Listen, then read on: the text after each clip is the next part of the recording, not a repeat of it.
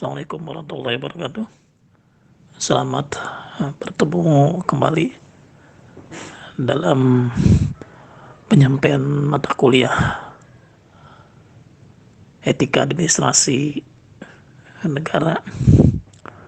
Pada kali ini saya akan memberikan materi menyangkut landasan etika administrasi publik dan beberapa permasalahannya.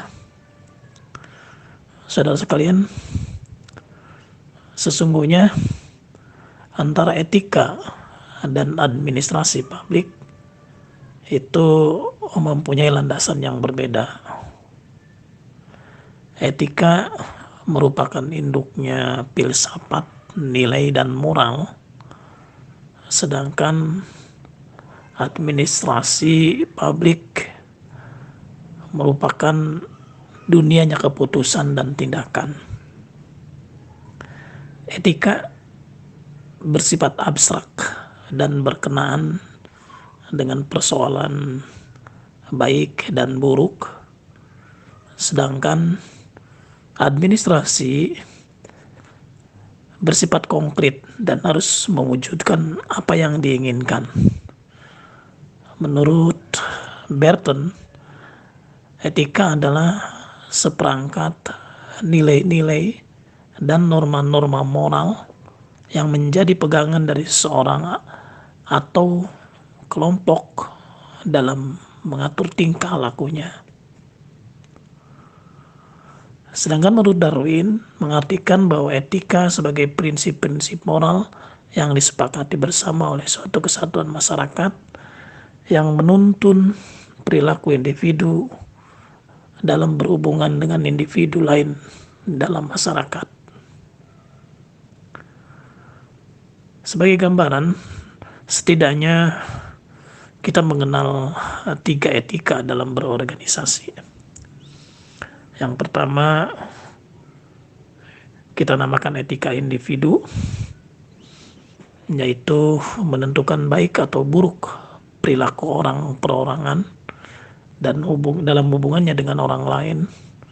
Nah, etika inilah yang justru harus dimiliki oleh orang yang menjadi pengabdi masyarakat atau public servant.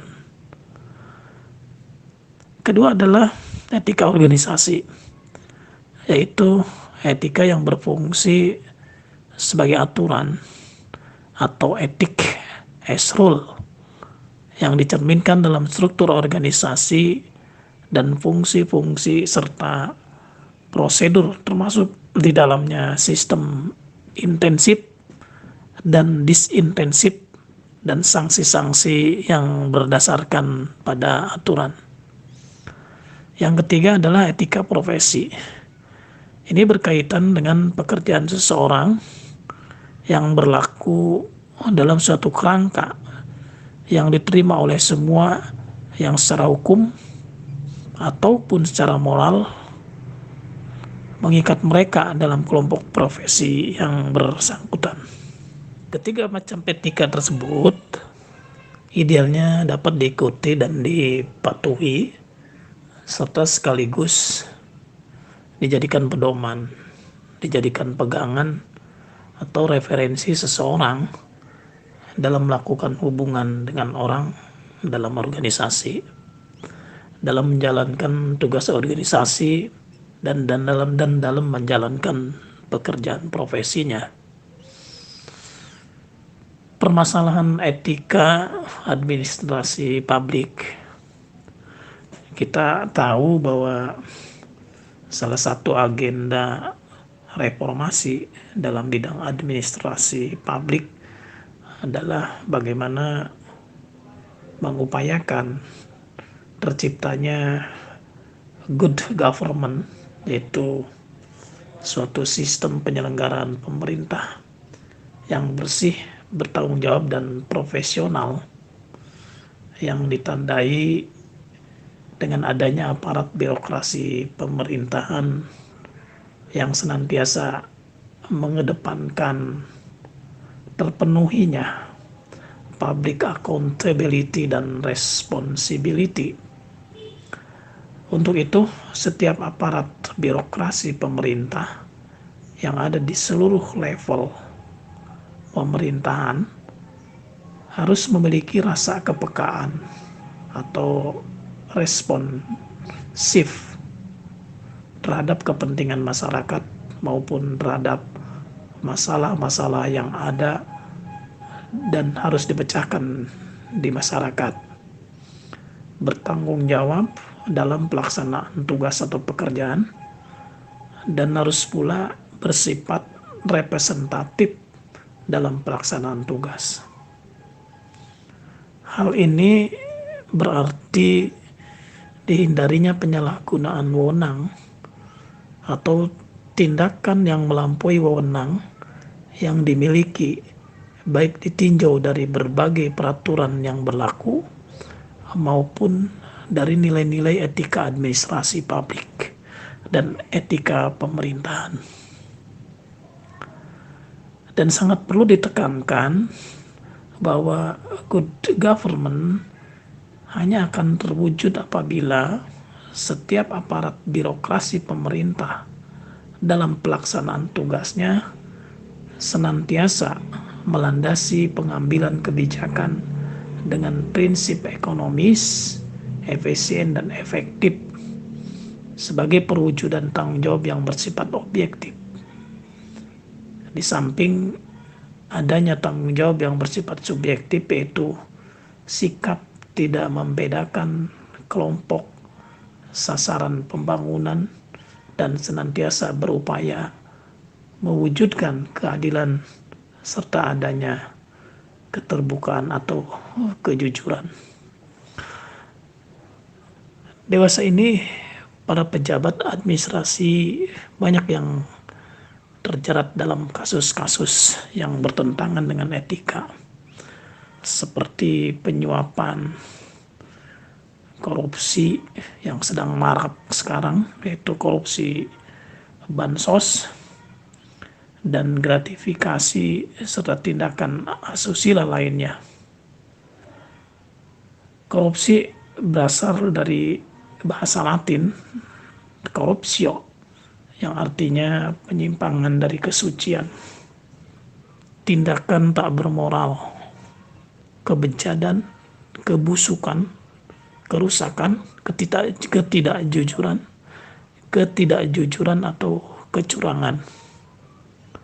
Sedangkan dalam Kamus Bahasa Indonesia, korupsi diartikan sebagai bentuk penyelewengan atau penggelapan uang negara atau uang perusahaan untuk keuntungan pribadi atau orang lain. Menurut KPK, suap adalah setiap orang yang memberi atau menjanjikan sesuatu kepada pegawai negeri atau penyelenggara negara dengan maksud supaya berbuat sesuatu dalam jabatannya yang bertentangan dengan kewajibannya.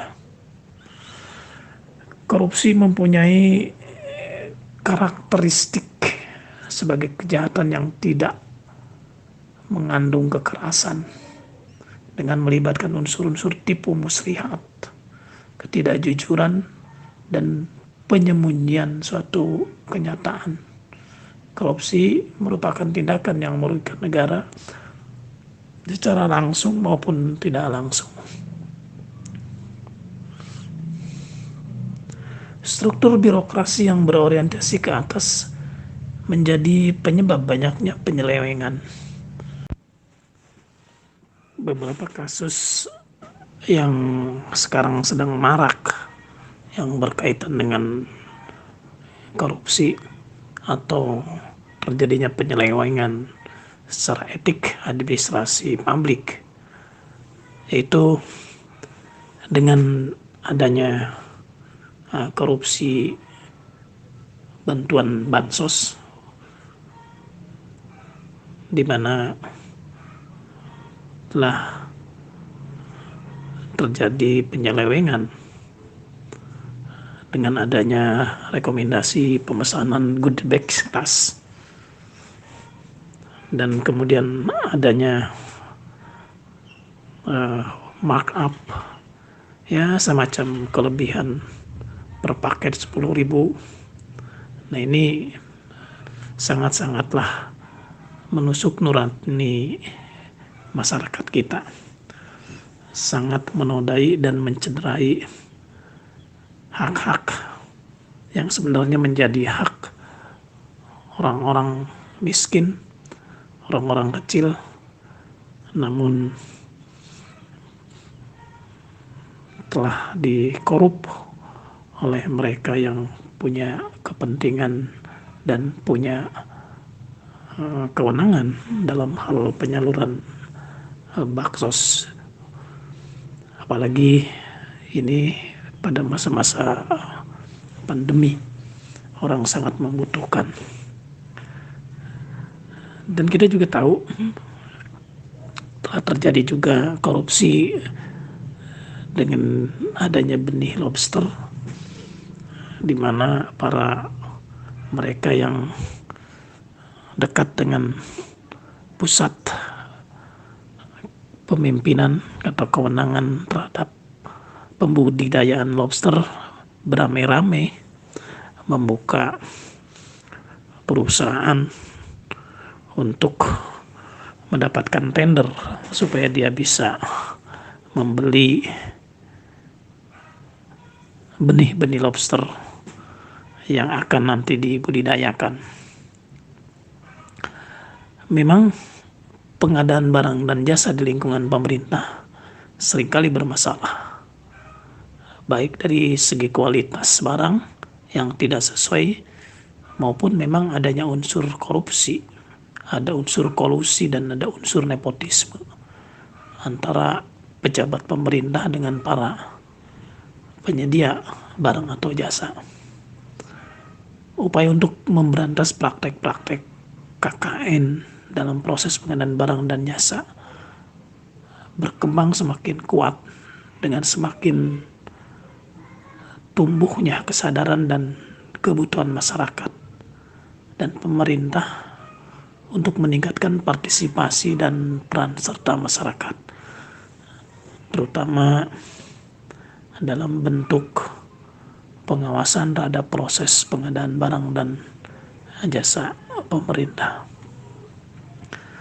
Selama ini memang kurangnya pengawasan oleh masyarakat pada proses pengadaan barang dan jasa, antara lain memang disebabkan oleh minimnya pengetahuan dan pemahaman masyarakat tentang pengadaan barang dan jasa pemerintah.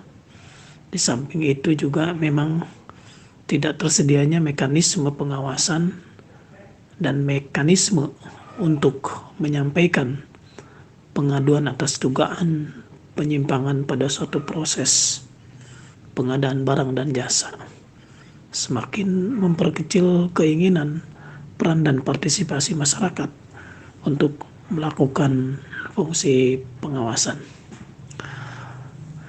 Saudara sekalian, demikian saja uraian singkat tentang etika administrasi dan permasalahannya. Mudah-mudahan ini memberikan pengetahuan dan wawasan tentang mata kuliah ini. Sampai bertemu kembali pada kuliah berikutnya. Terima kasih. Assalamualaikum warahmatullahi wabarakatuh.